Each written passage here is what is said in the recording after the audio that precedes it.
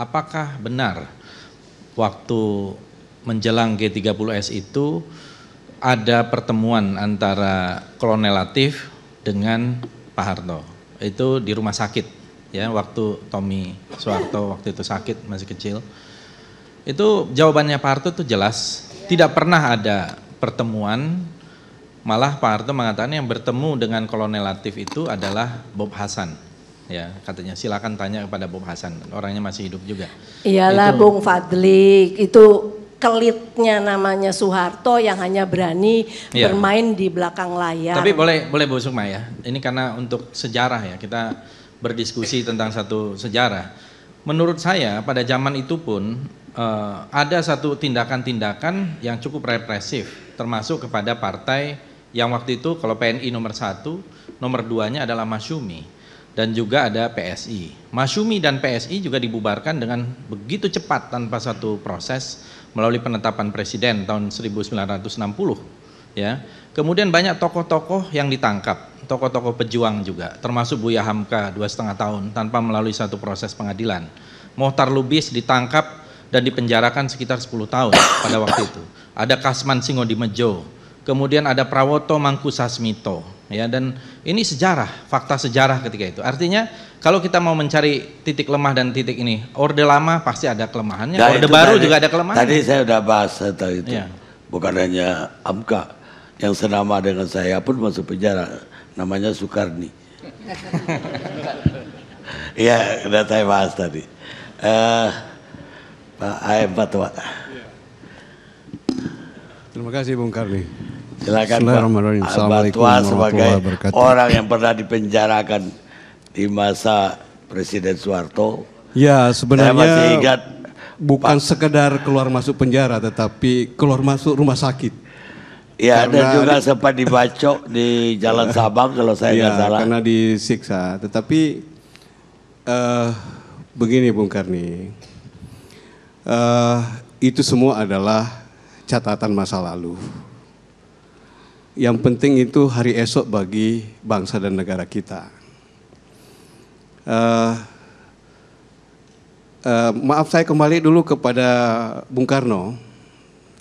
Saya seorang pengagum Bung Karno sejak masih sekolah dasar. Tetapi saya juga pernah dibuang Bung Karno ke Sukabumi, ke Surakarta, Karanganyar, Tawamangu selama 6 bulan. Ketika saya masih mahasiswa sebagai aktivis intra dan ekstra universitas. Itu saya mengikuti Hamka Kasman ke Sukabumi itu. Tetapi ketika 2012 ada inisiatif dari Pak Taufik Kimas untuk mempahlawankan Bung Karno secara perorangan, bukan sekedar pahlawan proklamator Soekarno-Hatta, saya ikut dalam panitia itu bersama Jimli Asidiki. Dan Kasman sendiri yang pernah dipenjara lama oleh Bung Karno, beliau mengantar jenazahnya ke Blitar. Maka ketika Pak Harto juga sakit di Pertamina, rumah sakit Pertamina, saya datang dan beliau menerima saya dengan senyum, lalu saya juga refleks mencium keningnya. Dan ketika wafatnya, saya mengantar jenazahnya juga ke Mangadek. Jadi saya kira kalau cerita ini, saya setiap hari bergaul dengan Kolonel Latif, dengan CCPKI, mulai dari Syam Kamaruzamam, Pono, Bono, itu di penjara. Ketika sama-sama di penjara. Ketika sama-sama di penjara, ya. Jadi saya pernah di penjara di masa Orde Lama oleh BPI-nya Subandrio dan Kopkamtibnya di masa Orde Baru. Kopkamtibnya Soeharto di masa Orde Baru. Jadi alhamdulillah saya termasuk saksi sejarah menderita, tetapi semuanya itu saya tidak dendam. Jadi saya ingin mengajak bangsa ini, mari kita berdamai dengan sejarah, berdamai dengan masa lalu. Saya mau menggarisbawahi itu.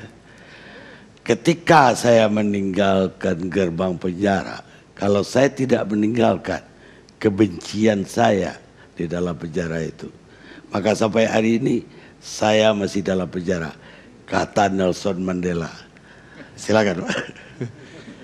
Jadi saya ingat juga, ya guru politik saya salah seorangnya, Mr. Syafruddin Prawira Negara, ketika terakhir menjenguk saya di penjara Cipinang dan kemudian tidak sempat bertemu lagi, beliau wafat. Saudara Fatwa menoleh sebentar ke belakang sebelum meninggalkan pintu penjara. Saudara Fatwa, jangan pernah berasumsi bahwa lawan politik itu sepenuhnya salah, dan jangan juga berasumsi bahwa kita itu sepenuhnya benar. Saya kira itu mari kita renungkan itu, kata-kata Mr. Syafruddin Prawira Negara. Jadi kalau Pak Harto kita kaji sejarahnya, juga kehilafan-kehilafannya, itu kan tidak pernah akan habis satu hari satu malam kita berdebat. Dan kalau kita dengar tadi dari Bung Fadlizon, lalu Ibu Sukma, ya lebih baik kita lihat saja awal pada masa revolusi itu, serangan 1 Maret, dan ujungnya beliau yang membubarkan PKI. Kita lihat saja ujungnya di situ. Nah, yang lain cerita-cerita ini adalah suatu perjalanan seorang presiden, kepala negara dengan segala tanggung jawab nasionalnya pada waktu itu. Ya. Jadi ya kasarnya Pak Fatwa kan sangat melupakan pengalaman yang keluar masuk penjara tadi. Artinya dengan ikhlas sekali sudah memaafkan. Saya masih ingat loh penderitaan Pak Fatwa di Cipinang, ngirim surat ke saya, hanya minta dibeliin tape recorder. Saya nggak tahu. Ya, sekarang itu ada dihapus semua. Semua itu semua cuma catatan itu, catatan masa lalu. Yang penting saya kan masih hidup dan bisa bercerita kepada anak cucu sekarang, yang tentunya yang baik dan juga yang buruk. Ya, semua kita jadikan catatan sejarah, tetapi kita harus bisa saling memaafkan.